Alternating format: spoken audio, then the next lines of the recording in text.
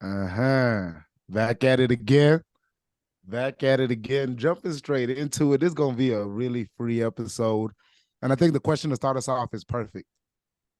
So I was listening to this interview by Russ, the artist that's like low, as much as you can be a self-made indie undergrad millionaire, like Facts. he's him. And he's sitting down having this interview, and they ask him, first of all, okay, what's the worst advice you've ever been given? And he said, be realistic. And then Mm. they asked him, what's the best advice you've ever been given?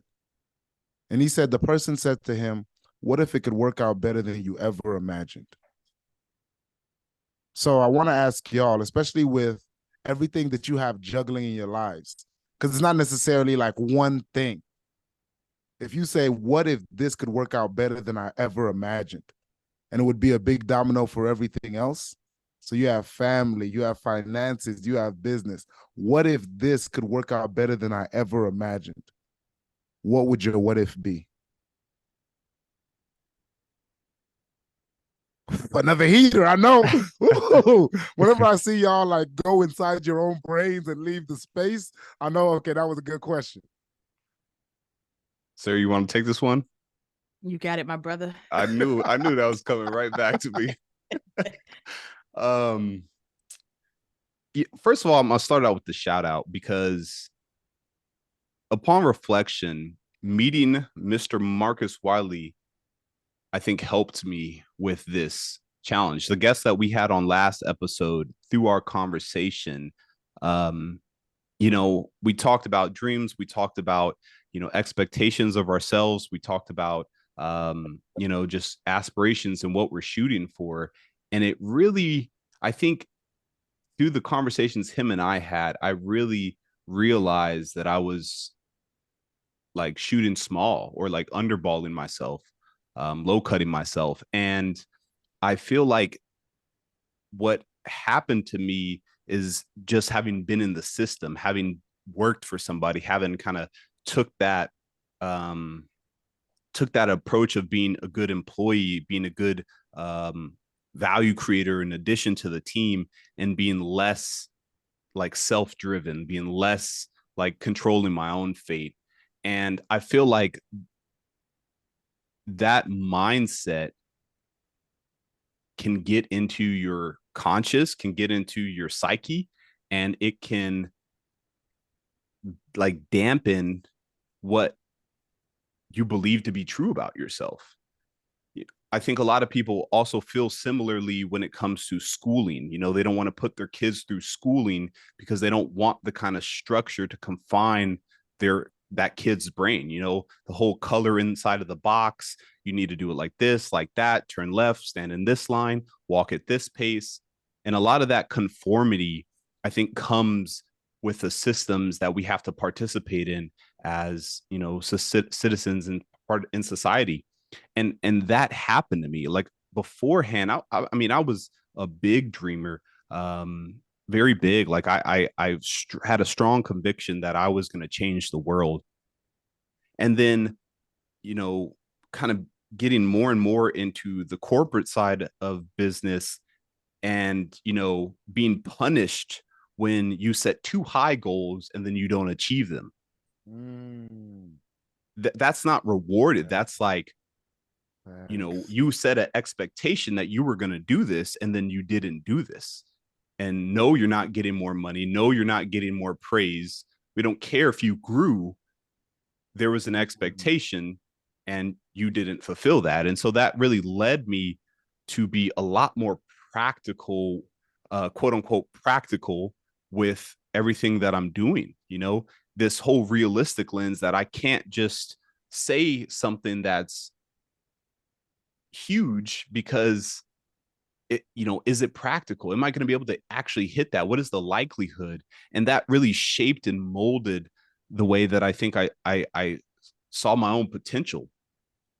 And it really took me to have met somebody who was in network with other people who just completely broke the mold, and that's what I needed to do with my life. And that I'm kind of like going through this process right now, is like getting back in touch with the what if, you know, what if my goal was 10 million, but what if I could do 100? Like that's a, for me, I've been scared to even poach that, because it's like, it's so grandiose that it's like my practical project management brain is like, how do you map something for that big of scale? And I think the more I'm kind of approaching these topics and trying to like restructure my own thinking, it's less about the how and it's more about the what and the faith. If you can set your marker that far in the sand, and you just have faith in your process, and you desire, I think anything is possible. Beautiful. So I still want to hone in on that what if. So if you were to make it like a bite size, like what if, so is it the 100 million? Yeah. Like to go from 10 million to the 100? Yeah. Yeah. That wasn't just an example. That was like Okay. that was my marker. That was my, like, if I could do 10 million in this lifetime, I'd be very happy, or like, I guess, whatever, like that, whatever that comes with, that is my goal. But I never dared to think 100. That sounds ridiculous. Yeah. But after conversations, just like 10x it. What the hell? Like, why would I shoot for a goal that I feel like is comfortable? Why would I shoot for a goal that I feel like is achievable? I want to shoot for something that's really gonna push me to really go get it, to go, like, to become that person. I like, in 10 million, I feel like I could do 10 million based on my current trajectory. I don't have to become anybody else. To do 100 million, I got to become a whole nother animal, and that requires that much growth, that much commitment, and even that much more faith. Talk. My what if this happens, right? My what if is, what if I continue down this path of what I'm building, that I reconstruct an entire system of how to build a city. And what I mean by that is, if you all don't know, to the listeners who don't know, I am building a empire around urban development by the name of Gentry Spot Incorporated. Started as a nonprofit about 5 years ago, but I'm now moving into another realm. And your question really made me think about where I want to take this. And if this thing that I'm building gets bigger than what I can imagine, that looks like me dismantling a system of how cities are built that we know today, which means 30 years down the road, 100 centuries down the road, or even my bloodline, next generation, will have an opportunity to physically reside and physically live in neighborhoods and a city that is healthy for them, that is curated for how just human nature was meant to live, right? And your question, I mean, it just staggered me, Tunji, because once you think that big, it almost feels impossible. But again, feelings are fleeting, right? Then you have to go back and ask yourself, why do I feel that it can't be done when I've already am doing the work, right? It just takes that next level of faith. It takes that next level of networking. It takes that next level of grit to put yourself in those rooms where those conversations are being had, right? And that's the realm that I'm in now. So to wrap up this question, my what if is building cities with my name behind it that will end a big portion of homelessness problems that we have, in big portions of housing displacement problems that we have.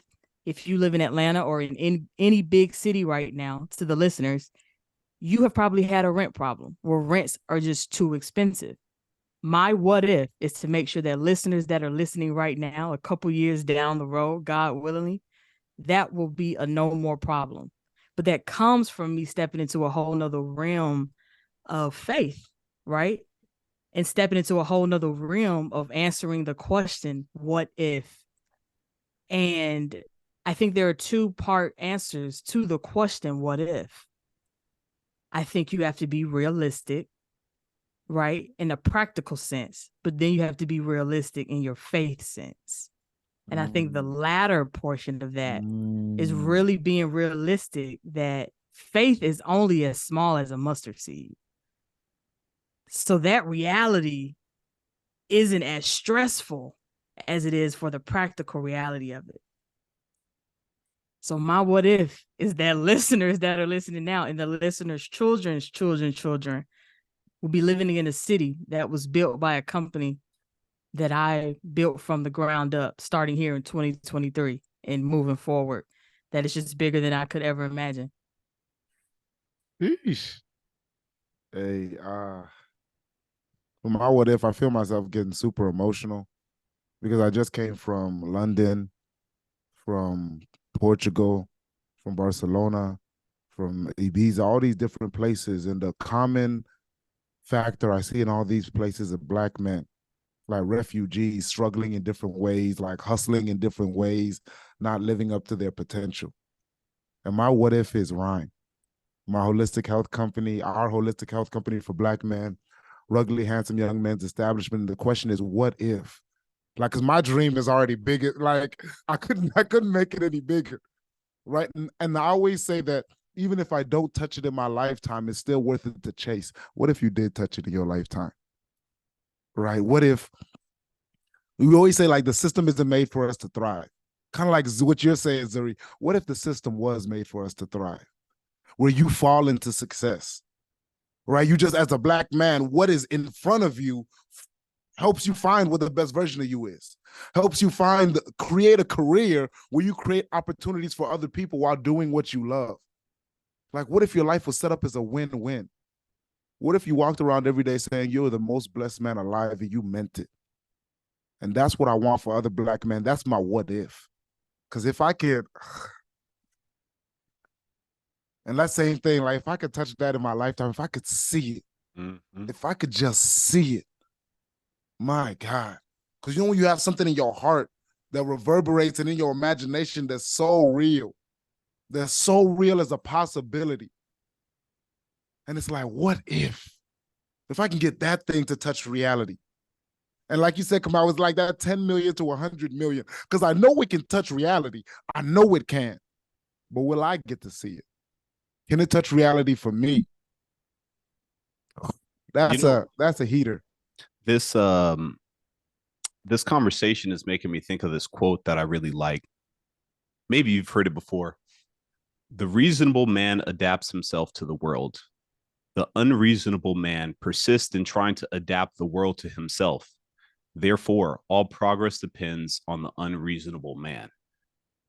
Like progress, the world, the place that we are in society right now was not created by reasonable men. It was created by people who were unreasonable in the things that they imagined for the world. You know, this computer that we're on, these cell phones that we're using, these mics, like everything that's of high quality, that's of finer things, like that was created by somebody who was unreasonable. Because people thought, why the hell would I spend that much money? Why would that be of value? Why would you put so much energy and effort and money and resources into this thing that's so non-important, that's so unrealistic? When you said that quote, I jumped in and it made me think of another quote where it's like, you know, to go on the road that's less traveled, right? That's what I heard first. And that's what I thought of. And then I just saw this other quote that relates to the quote you just mentioned, Kamau, of how instead of the road that's less traveled, you create your own trail. And that really spoke to me because I saw kind of like a double entendre in it. You create your own trail, but you still have to walk that trail that you created. But because that trail is starting from the beginning, the physical aspects of a construction of a trail is it's not going to be beautified immediately. So if you create your own trail, you're going to have to maybe stub your toe, fall sometimes, walk on uneven ground, walk on rocks that might hurt. But in that process of creating and mastering and bringing your own trail to the world, you allow others to walk that trail smoother than you did, right? But it's also a trail again. And you can think of this new trail in your examples, as you said, the iPhone, et cetera, et cetera. But I want our listeners to think about the quote that Kamau said, and also if the latter one spoke to you of creating your own trail and what that looks like, and asking yourself, are you okay with the trail, not having a final route, or Right. not having your trail being in the GPS just yet, right? And I feel like the two go hand in hand. Like you Facts. can't, if you're an unreasonable person, you're not going to be able to walk on the trail that's already paved, because there's gonna be too many problems for you. You're gonna critique it down to every single rock that's on the trail, and you're gonna be like, we got to build a new trail, y'all. And they're gonna be like, Zuri, why? What Damn, is that's a wrong good with you? point. Yeah. What is why can't you just be happy with the trail that's already paved? And it's like, because there's a better alternative. There's a better world that we can live in. That is such a great point, because when you really get down to it, all of these roles that have already been created, the person that challenges, I'm not saying you have to be a difficult person, but someone who challenges trails that are already here, people who challenge decisions and systems that are here, are already a high level thinker. As we talked about on the most recent episode, it's kind of like learning how to fail. It's also learning how to succeed. And sometimes that's already embedded in people's DNA, right? Asking those questions, not just taking everything at face value, right? I remember when I was in school, in grade school, I was always a question asker. At the time, it might have came off as, a trouble student or someone who was just always talking. But as I got older and my thinking got to much of a higher level, I just realized I didn't just automatically agree with systems, because I wanted to know the why. I wanted to know who created them. I wanted to know what this looks like if I agree to this system. And I think now that transpires into, things of building your own companies or building your own startups, right? You have to question the DNA that is already there. Just how we question ourselves. We have our DNA. You can look at yourself as your own trail. Sometimes you got to question yourself. Sometimes you got to question, why you're thinking this or where you're going. So to the listener, again, I had to jump in, Kamau. That was a great point. You have to question the trails that are already in place. And if you don't, that's okay as well, right? Then you join trails that you agree with and that speak to you. Yo, and I tell you, this quote, y'all know how I am with quotes. It's by George Bernard Shaw. And it's one of them ones. I remember Nipsey Hussle said this to Gary Vee in an interview, was reading through it. And I'll be honest that many times I'm jealous of the reasonable man. Because like if I use the analogy y'all are talking about, it's if you're unreasonable and you go the reasonable path, you have to kill a part of yourself. Oh, you totally do. The part of yourself that is like constructed in fire, the part of yourself that is your soul. Right? So that reasonable man path is like you're going into society, and I respect that reasonable man, because the system may not be set up for you, but you find a way to thrive.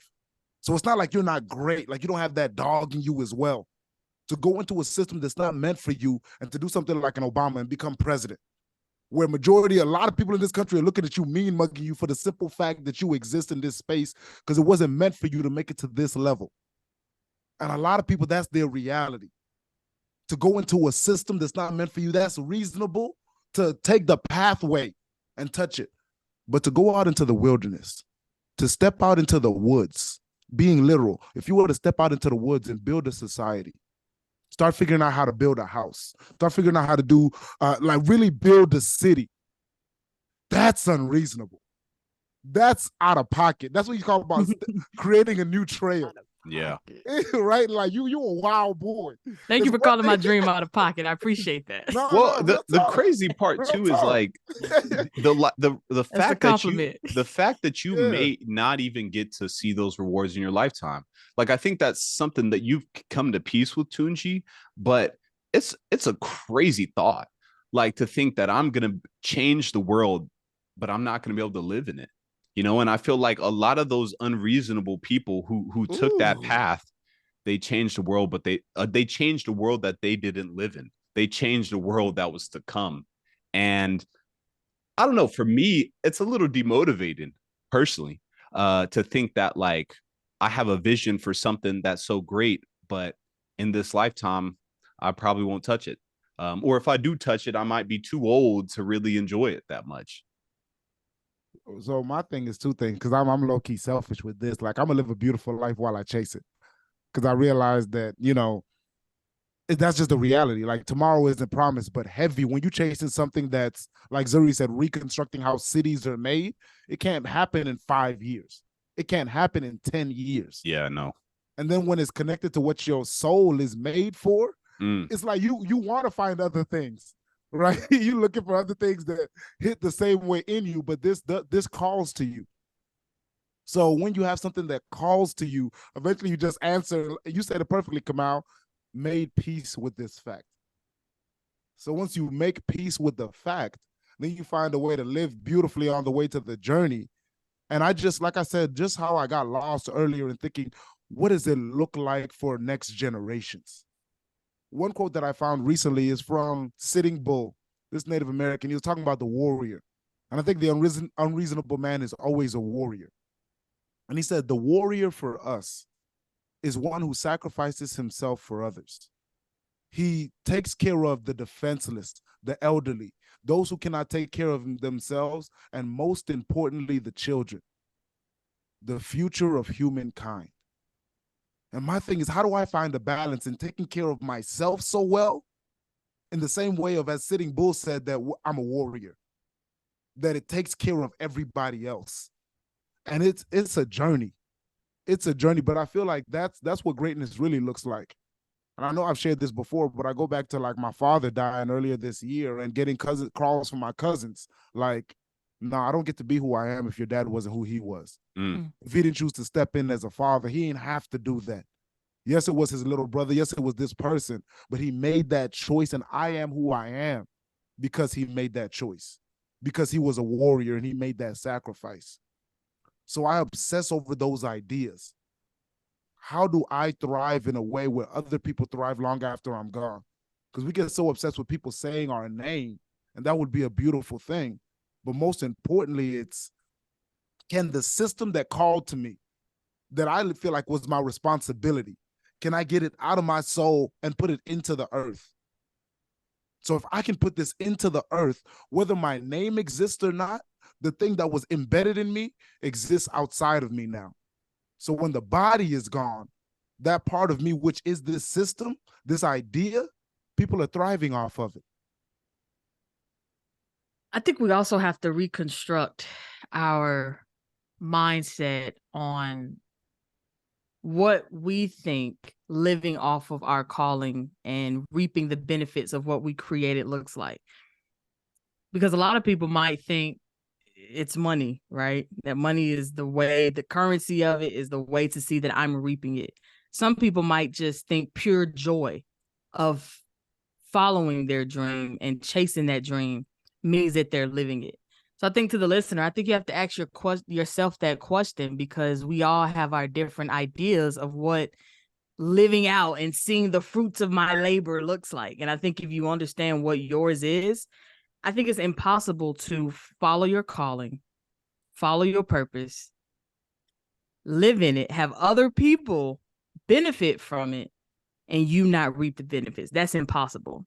Like, God won't leave you out here to just help other people, and then you're not filling yourself up. You're not providing for yourself. You don't have shelter. You don't have a family that loves you. You don't have pure joy. You don't have pure health. You don't have pure wealth. At the same time, we have to do our own work down here where we make sure that we do feel fulfilled, and we are having people around us in our circle, and we're in environments where we feel pure joy. And while you're on earth and you're here with your purpose and your calling, you can feel it before you leave this earth, and you know you've done your part in your job. Now, 10 years down the road, your fruits of labor might look different. right? Because whoever comes after you to carry on your legacy and to carry on your purpose might make it bigger. But then you have to ask yourself, isn't that the entire reason of stepping into your calling? So you won't be the only one to just do it in those years that you're on this earth. So again, ask yourself that question while you're physically on earth. What does that look like for you to enjoy your fruits of labor, your hard work, your grit, your hustle? And what does it look like? And you have to be content with knowing that someone can take your idea, someone can elevate your idea when you're gone and make it even bigger. Take the iPhone. The iPhones were very, elevated in the technology when Steve Jobs was here. But now it's elevated even more. But we don't know how he enjoyed his fruits of labor. But you got to ask yourself that question. And go ahead, Tunji. I want to touch on the fact of the practical piece of being this unreasonable person. You become highly skilled, and your skills is what takes care of you. Maya Angelou said, you cannot become accomplished at something. You can only become accomplished at something you love. Do not make money your goal. Instead, pursue the things you love doing and do them so well that people can't take their eyes off of you. And that's the pocket right there. Where it's like when you're out in this wilderness and what it takes to build a society, build a business, build a company, build a city from the wilderness, from the wild, from nothing. You're going to need to know how to talk to people, how to treat people, how to understand materials, all these different skills you develop. And you become so cold at it. And you're able to bless people in different ways where you don't even consider it your main skill anymore. Mm-hmm. But you had to develop it. This is almost like a throwaway skill. You just got them for days. Somebody looks at you from the outside like, yo, this person built different. And you don't even see that as a skill. It just was required to get to the big thing you were chasing. It wasn't required for 10 million come out, but it was required for 100 million. So now you have these 3, 4, 5 skills that you're like, okay, it's just whatever. It was necessary. But to somebody else, that's their baby. That pocket skill, that third or fourth skill you develop, that's their thing that they're trying to develop. So on the way, you break that down to them, and all of a sudden, they take that one skill that you picked up and they elevate it otherworldly. And that's necessary as well. So when you said something so powerful, Zuri, like God isn't just going to leave you out here, when you're doing all this stuff, I think that's absolutely true. And I connected to a Zig Ziglar quote. He said, you can have everything you want in this life if you can help enough people get what they want. Yeah. And that's it.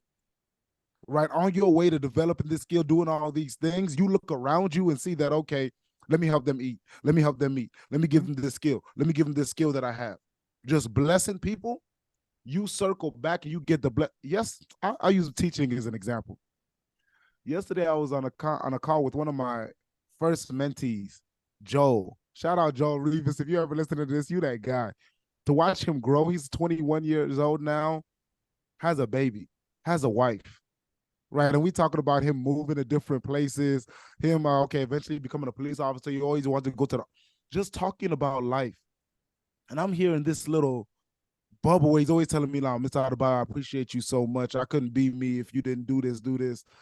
And I'm like, boy, I didn't even do that much for you. You were him then. I just reminded you. And then another student, Atir, she just had her first baby girl with another one of my students I taught them in high school.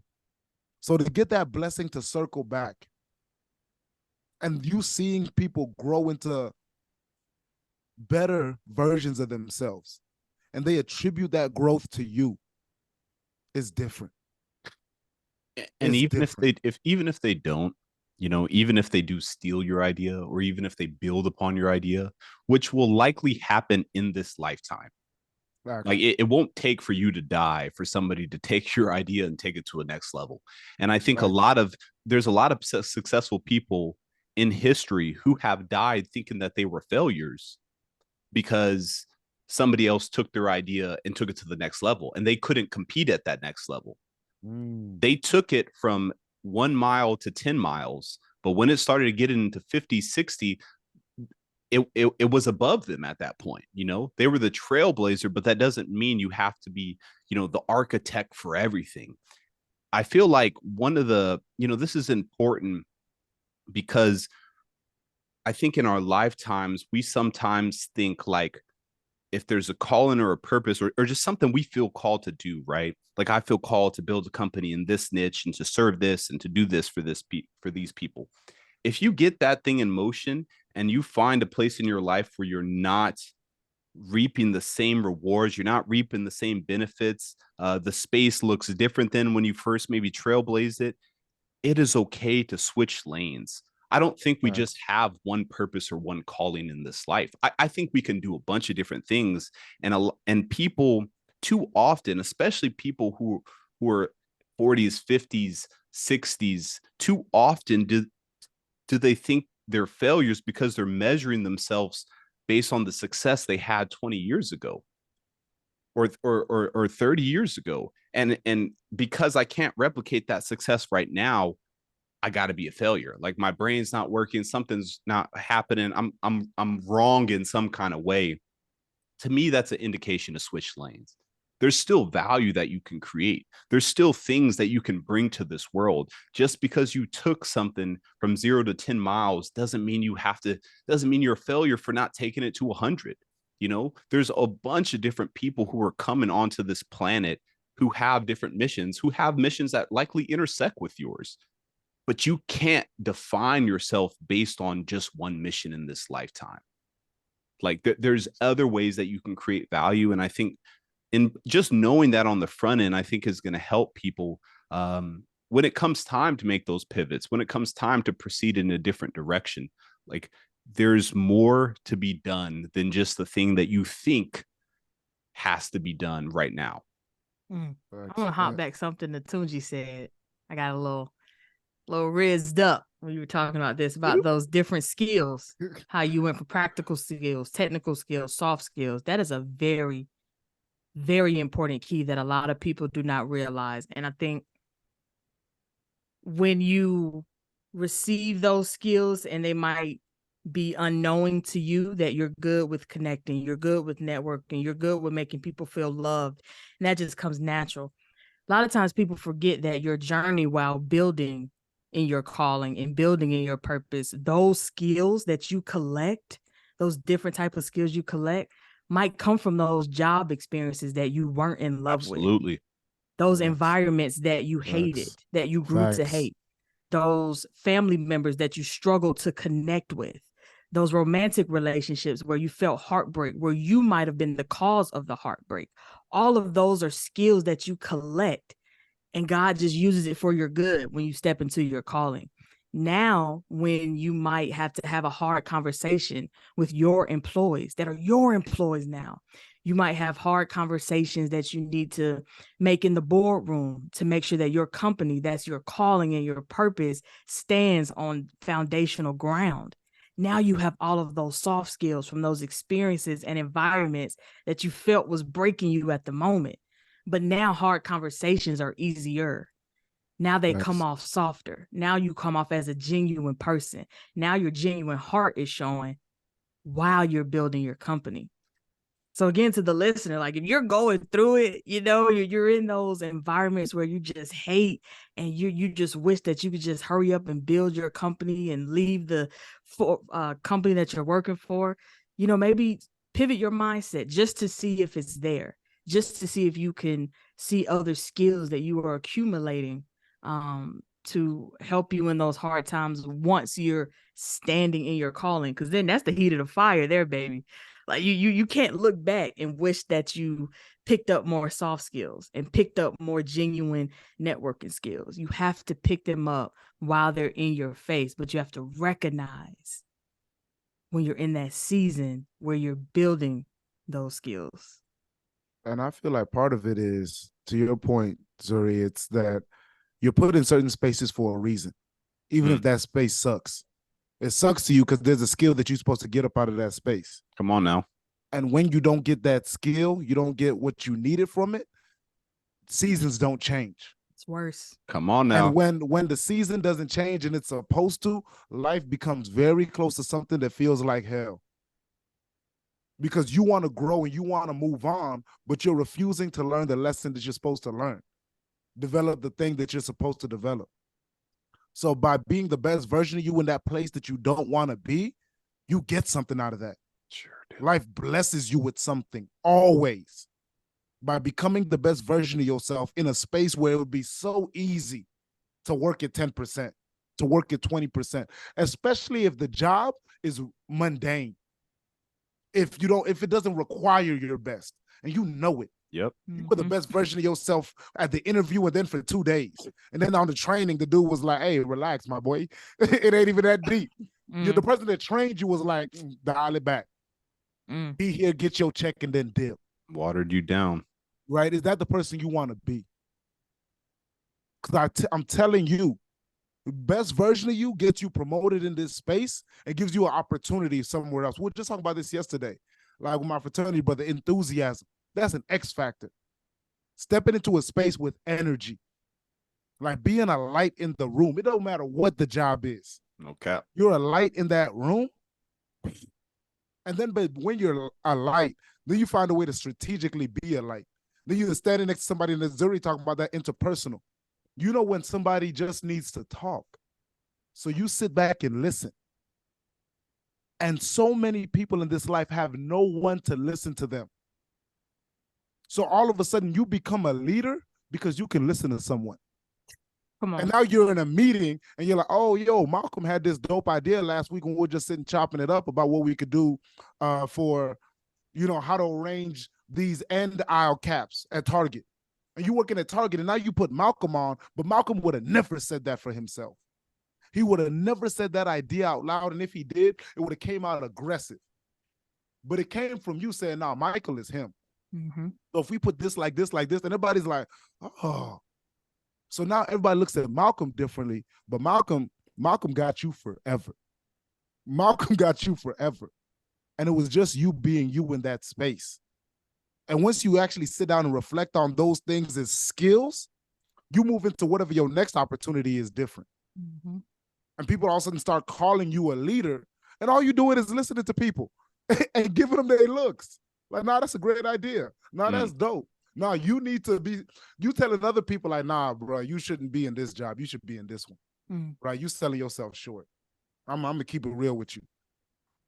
And that's it. That's the game right there. And I want to remind people that what the legend Michelle Williams said, a light does not have to be loud. You can walk into a room and the lights are beaming, but they're not even making a sound. So if you were just listening to Tunji talk about, being a light and being a light for other people, that doesn't mean you have to be the loudest in the room. That doesn't mean you have to go in and screaming and really forcing people to hear you. Because when you have that natural light, when you've collected those other soft skills, being a light comes off naturally. That's just who you are. It's embedded in your DNA. Or you might have had to curate that light. Some people have to work for a light, and that's okay. Because you have to find your light before you can be a light. So I just want people to remember that. You do not have to force being the loudest in a room to help other people see their light or to be someone's light as well. Coming back to the skills thing, just speaking from personal experience, because this is something, the mundaneness of a job, not showing up 110%, knowing that you can get by with a smooth 70, 80. This is something I am in the midst of right now. And there's a quote that I came across a couple of weeks ago that said, discipline is doing the thing that you hate like you love it. To me, excellence requires discipline. No doubt about it. In order to achieve that level of mastery, it requires putting in practice day in and day out. And when I was looking at some of the responsibilities I have and I was resenting them, I was like, why am I still doing this? Like, I don't feel like putting the time in, like it's eating up time for other stuff. And I was resenting it until I really sat with it and was just like, this is what discipline takes. All of the things that I'm resenting are opportunities to get better for the skill set that I know is important for me. Like being a fucking kick-ass project manager, I know is going to serve me in ways that are going to extend way beyond just this opportunity. They've extended already. And instead of resenting the work I got to put in for that stuff, I really had to flip it. I was just like, you got to show up for the things that you hate like you love them. You got to bring that kind of energy in order to become a master. Like that's what 10,000 hours is. Yeah. It's not, you don't enjoy spending 10,000 hours doing something. Like I promise you get tired of it. You're not going to feel like doing it, but it's the energy that you show up with those 10,000 hours that makes it count, that makes you a master, that makes you an expert. Because even when you didn't want to do it, you did it in a way that like you just set the standard so high that it's like anytime I show up in a space, like I'm here to create value and I'm going to do it with such a oomph that people are just going to look at you like, damn, you're a leader. You're a leader by action. You're a leader by the way that you carry yourselves. That's not always because you feel like it, though. That's not always because it comes easy to you. It's because you've made a commitment that I'm going to show up for the things that I do not like I love them. Right. That, and just speaking to your point about mastery and 10,000 hours, right? The relationship that I have with these quotes, it's wild. Because you say something like that, and I'm like, okay, Mike Tyson. But Mike Tyson got that from his first boxing trainer, Cus D'Amato. Right? So it started off, I'm just going through these quotes for me. In a dark time, I really needed something to light up my life. Like you said, Zuri, finding your own light. But then when you put the 10,000 hours in, and I'm sitting down and listening to other people, it's now my brain, my soul, I don't know, pulls the quote that they may need for them from the thousands of quotes that are in my brain somewhere. So you taking care of other people. And a lot of times I don't feel like sitting in that car and going through all these quotes. Tell them. Going through all these African proverbs. I'm like, I got something else to do next. I've been in this car for an hour. I've been in this car for 2 hours. And now it's also that same thing you were saying, Kamau, like, I know I'm supposed to. So the fact that I haven't gone through my quotes, like saying this is like being honest and transparent, I haven't sat down and gone through my quote in days, maybe weeks, just because traveling and all this, and it hurts me. Because that question that haunts you is, are you actually getting better? Yes. Are you improving or are you going back? Because the hard part about it is also this, that right now we're reaping the benefits of the work we put in a year ago. So a year from now, the version of you now is either going to bless future you or hurt future you. So if I start to be lackadaisical, I start living off of 60%, it's not really going to hurt me fully now. Yeah, I'm going to feel it, but really a year down the road, really 6 months down the road, really 2 months down the road, you pay the price when you wake up and you're like, yo, what's going on in my life? 2 months ago, you dropped the ball. 2 months ago, you dropped the ball and you left it on the ground. Oh, God. And now you're looking at that ball on the ground like, how long this been there? 2 months. Yeah. 2 months. Pick that bad boy up now. And that ball is a lot heavier than it was 2 months ago. I'll tell you that right now. It's a lot heavier. So, well, I feel you. Man, I want to make sure, one, people don't miss what you said, Tunji, about you being in the dark place, which led you to starting to find quotes, right? It started off as a beautiful selfishness. Yep. And it started off as a necessity. Like you needed something to pick you up, right? And you ran to those quotes. But it's really beautiful how life can present you heartbreak and failure in the moment. And you don't even know how that failure and heartbreak is going to blossom into a beautiful garden of inspiration for other people, right? There are people who need that quote that you might have fell in love with first, where you were like, this is it. Like, this is going to pick me up today. This is talking directly to me in my dark season right now, right? And then a couple years later, you have someone who is exactly where you were. And I just think that is so beautiful. And it matriculates into so many areas of our lives, whether you're talking about, any type of season, those dark seasons, you have to be intentional. You have to open your eyes. You have to stay vigilant. You have to find answers to get you to your next season. Because if you stay in that dark season, someone else is going to miss out. Someone else is going to miss out on their light. Someone else is going to miss out on their high beams, right? To get them to their pure joy, all because you wanted to be selfish and stay in your dark season because it was easy, because it felt right, because it felt good.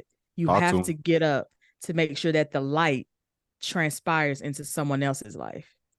Zuri, you said something so cold, and I don't want them to miss that. Slowing it down, she said, in those dark seasons, you have to open your eyes. And it's so much easier when it's dark just to close your eyes and go to sleep, right? Just close your eyes and go to sleep. It makes sense. But to open up your eyes and have your pupils dilate and find the little light that is there, that's difficult. That's work. That takes stumbling around in the darkness. And it's so much easier to close your eyes. And that's the perfect analogy. It's for it to be dark in your life. But that doesn't mean there's not light anywhere. But now you have to open your eyes into the darkness and start searching. And that means looking through the darkness. That means sitting with yourself and looking through all these places that suck, all these different things that are going wrong. And then you find that pocket of light in the corner. And now you have to stumble towards it, right? It's not a miracle. Going through all these quotes day after day after day after day after day, finding one that puts fire in me in the midst of the darkness, in the midst of a relationship dissolving, in the midst of being broke, in the midst of not having a job that you like, in the midst of losing opportunities where I used to be doing something I love and now I'm not, where everything is crumbling, but I got a pocket of light. And to do right by your pocket of light in the darkness is everything. To do right, I'll say that again, to do right by your pocket of light in the darkness is everything. Because then that pocket starts to grow. And all of a sudden, now you walk into rooms with a sun in your back pocket. And you don't have to say anything. It's like coming through your skin. Because those of us, there's a certain reality that is reserved for somebody that creates their own light in the darkness. Where you walk into rooms and like Zuri said, it's not loud. You don't have to say anything. It's a stillness. You will have people pull you to the side and say, I just want to know you. I don't know what it is. I don't know why. But whatever you brought into this room, I need some of that. And it's because it's so hard to open up your eyes in the darkness. And then once you find your pocket, because it's a two-step process, to actually open up your eyes when it's easier to stay asleep. And then when you see that light in the corner, to start running towards it. Then you trip over rocks, you cut your legs, and then you get up and you still keep running towards your light. Because it's not a fairy tale, but when you do right by that light, I'm telling you, no one can take that away from you. And when you're stumbling in the dark to get to the light, you will stumble over items that you need to just throw away completely. Talk. And that's the beauty of stumbling over things. Because you don't stumble over anything that you need in your life. And especially in the dark. If it's in that dark room, you will stumble over it. And if you stumble over it, assess it and get it out of your life so you can have a smooth path to that light. And as Tunji said, to accumulate and to build that sun that you're going to be taking with you. Another perspective is that this journey is actually you versus you. This is not you versus the world. This is not you, versus anybody. This is not you trying to compare yourself. This is not you trying to get like somebody. This is you doing work that you need to do for you. This is a you versus you journey, which are the hardest ones, by the way. It's so much easier, I think, to look at the world, to try to do this and that, to try to adapt to the culture. But when you're fighting the battles and the only person that you're fighting is the person in the mirror, where you're looking inside of yourself, trying to come to terms with places, trying to find that lightness in a dark place, it's the hardest because there's no real guide. There's no real flag. There's no real instructor. There's no real, you don't even know sometimes if you're making progress. Mm. You question that. You're like, am I Mm. actually even do anything? Am I moving? You know, Facts. because this all just sucks. Facts. I'd love to be done with this right now. That's the battle of you versus you. But when you come out on the other side of that, you're a different animal. But and to connect both your points, Zuri's like you stumbling in the darkness off of things you don't need, and it's you versus you. The reality is you're not even low key stumbling. There's another version of you that's grabbing your leg. Like, hey, remember this Come on relationship? Maybe now. you should text her again, right? Maybe you should like, and it's you. It's you. You grabbing your own leg, tripping you up. And the question is, are you gonna slap your own hand away? Like, nah, I got somewhere to go. Hey, yo. Somewhere to go. It's you. You ain't stumbling. You grabbing your own leg. Like, hold on, my G. Like, if you could just slow down for a second. I know that light over there. This darkness kind of. I like this darkness too. Right. This is. It's not so bad to close our eyes over here. You know what did Boosie say? Like, it's her bed comfortable. It's pressure over here. She got a lot of pillows. Yeah. Internet jumping over here. I'm gonna start coming over here. Right? Is that mentality? Like darkness can feel very comfortable, can be very enjoyable. And it'll be you that's tripping yourself up. Like Kamau said, you are your own greatest enemy because that version of you gotta die, has to die. And it's not, oh, I killed it once and it's over with forever. No, you're going to keep grabbing your own legs and you're going to be high stepping and moving. Every single day, it's the battle. You just get better at fighting it. That's, yo, that too. Oh my God. That right there is the hardest thing. We really are battling ourselves. That's why when we look for outside validation, it looks crazy to do that. Because the hardest person is to beat yourself, your old emotions, right? It's like looking back over your shoulder can be the most painful thing you can do because you are causing more harm the more you look back, to what's comfortable, to what feels good. Crazy. And that being said, like I just said, we're approaching an hour. We try to condense these. So on your car ride home, our listeners, you can just enjoy it. You can vibe out. And we have these we're just in a pocket of time that makes sense for you as well. So that being said, we want to transition into glows and grows and really close out in the way that is very special to us. And if y'all don't mind, my beautiful co-host, I'll go ahead and jump in. My glow is really just the experience I've had in the last 2 weeks. If I were to pick one, it's being in London, spending time with family, and a niece that I could have easily never had a relationship with. Easily. Like last year, I was out there for a wedding. It's only 2 days, and she was mean mugging me like she a goon. 1 year old, like, I don't know you, bro. To being like, I want Uncle Tunji to read me a story.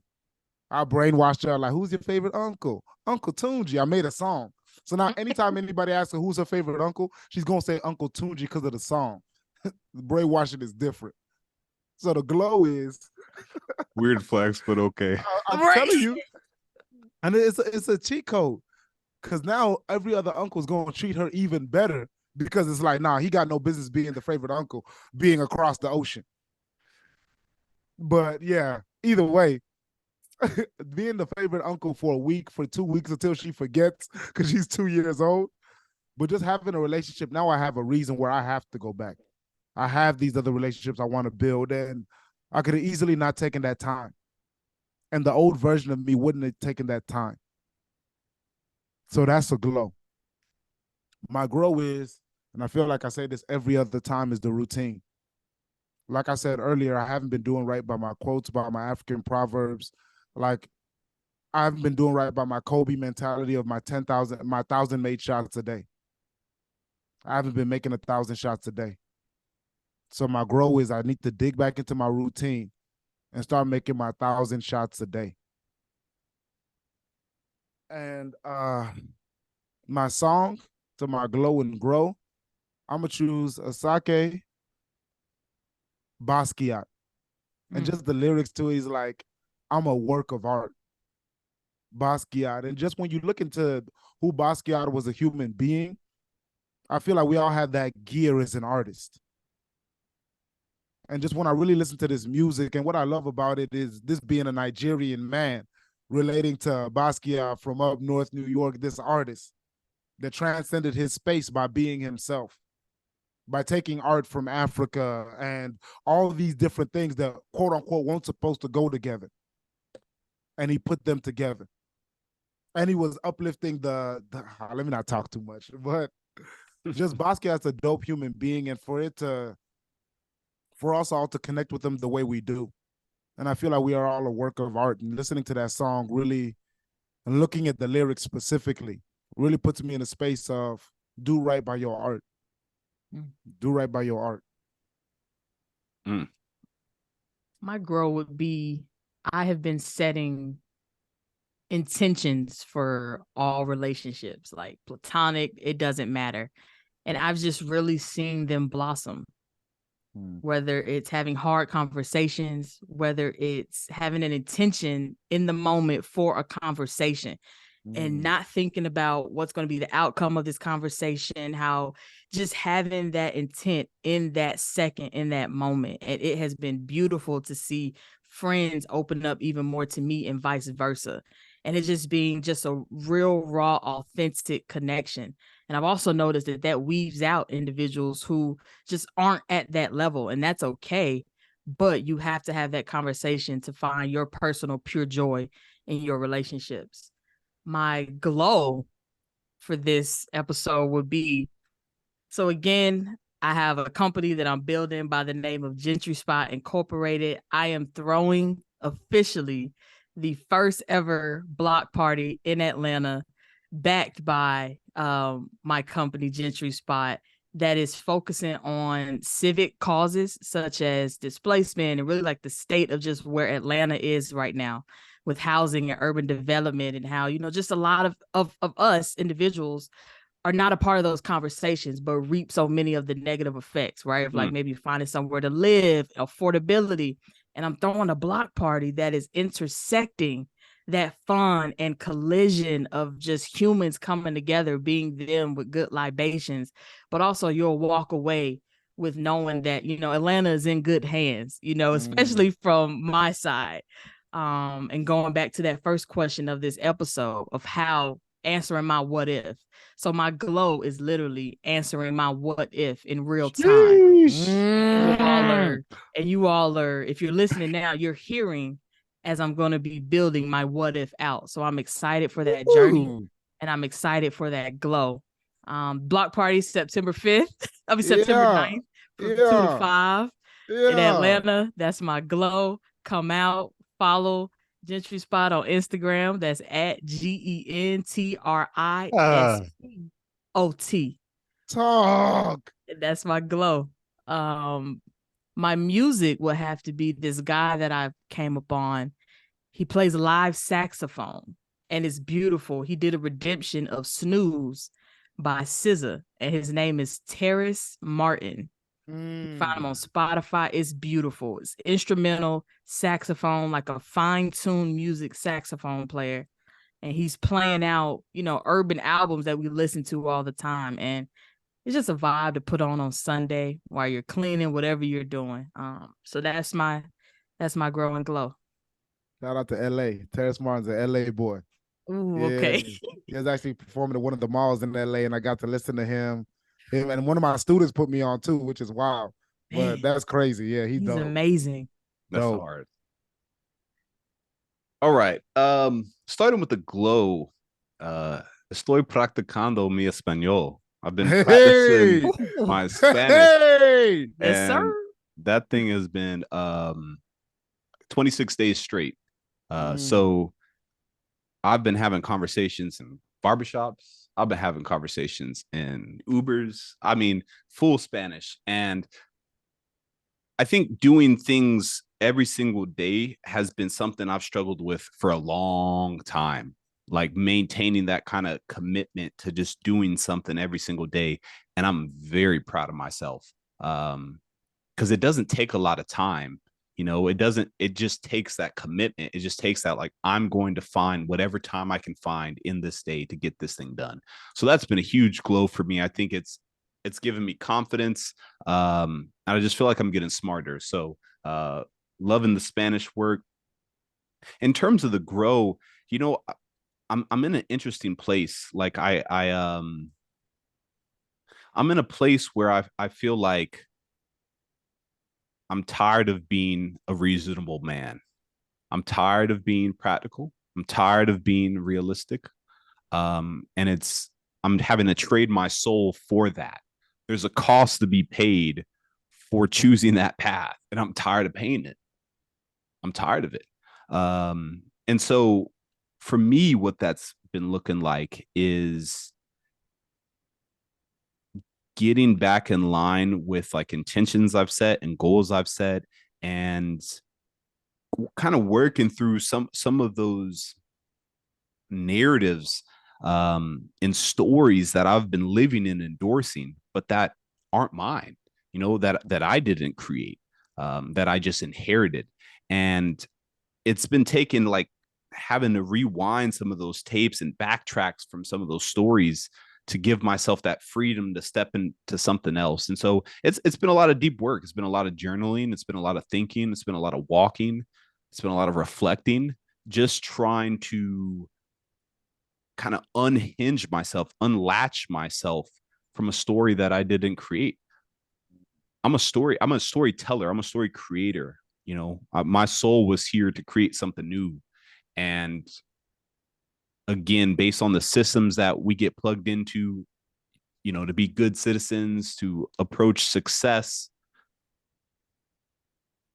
it easily can morph, that pureness of your soul. And so I have to do the work to undo that. And so anyway, that's a grow for me, because I'm excited about getting back in touch with that that dreamer, that innovator, that bold man, that unreasonable man. I'm excited to get back in touch with that, and I've been doing that, and think special things are to come.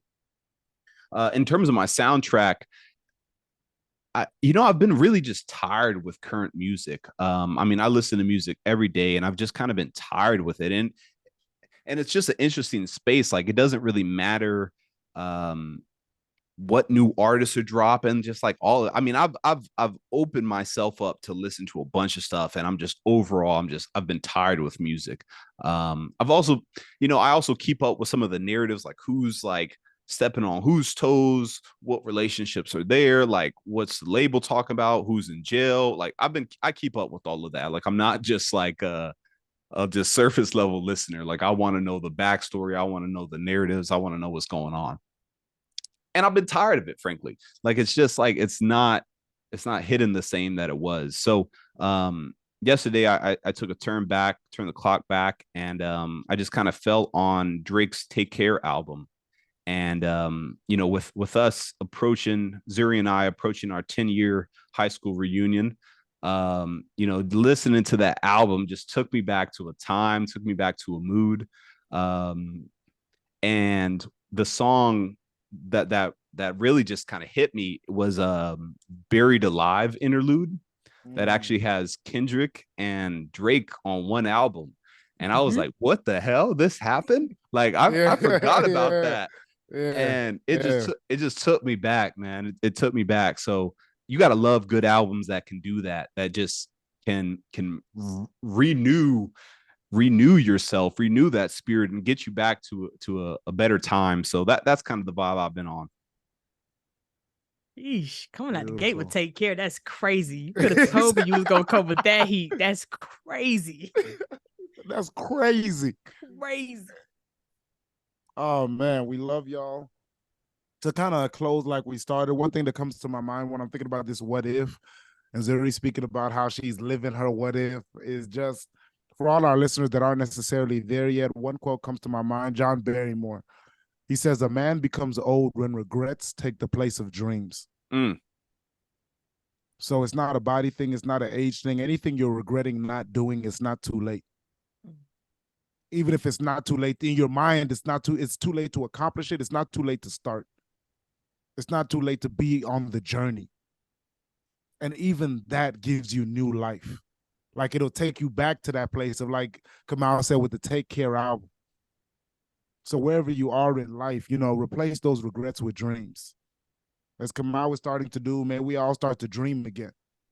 And like Zuri, man, we start to get to the point where we can say, yo, I'm living it, and put a date on it. Put a date on that thing. Put a date on it. So that being said, if no one else has told you today, we are honored to say we love you. We appreciate you. And as you move forward in life, may every pivot be followed by a proceed. Love y'all. Peace.